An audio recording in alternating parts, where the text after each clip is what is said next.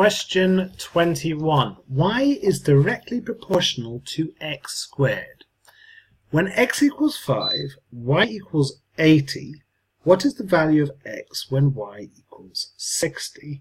Round your answer to 1 decimal place. 4 marks for this.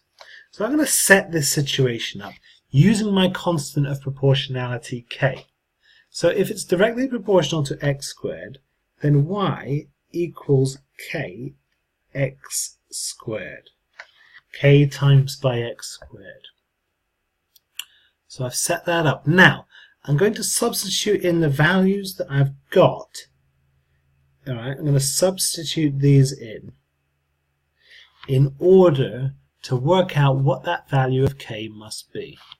So 80, that's y, equals k times by 5 squared. Okay.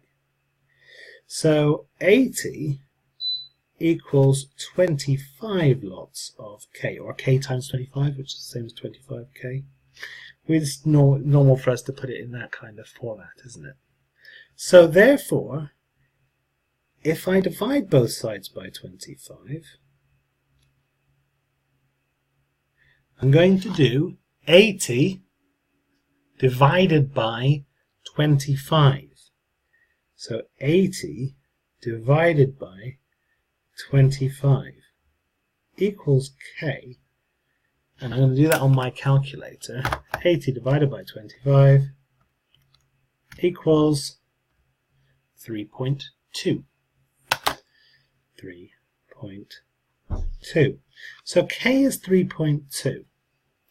If k is 3.2, I'm now going to reuse this back into here for my new value of, to work out my value of x when y is 60. So I'm going to, now I've found out what k is, I'm going to redo my formula, but with y equals 60. I'm going to use this bit. So 60 equals 3.2 times by x squared. And now all I need to do is rearrange. I'm going to divide by 3.2. So divide by 3.2, divide by 3.2. So I need to do 60 divided by 3.2. So I'm going to do that on my calculator. So it's 60 divided by 3.2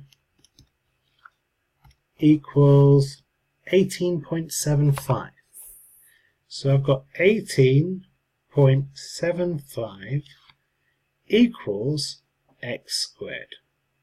So I'm nearly there. All I need to now do is going to square root both sides. That gives me x on this side, and I'm going to do the square root of 18.75.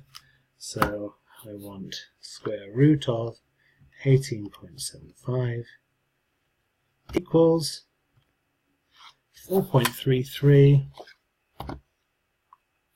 01, etc. 4.33 blah blah blah equals x. It says here round my answer to 1 decimal place, so my answer is x equals 4.3.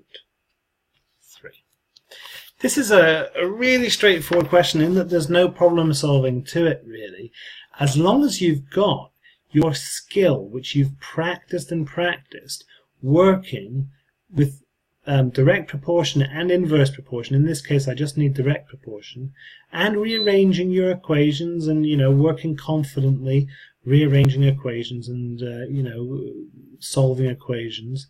If you've got your key skills, this should be good marks for you towards the end of the paper.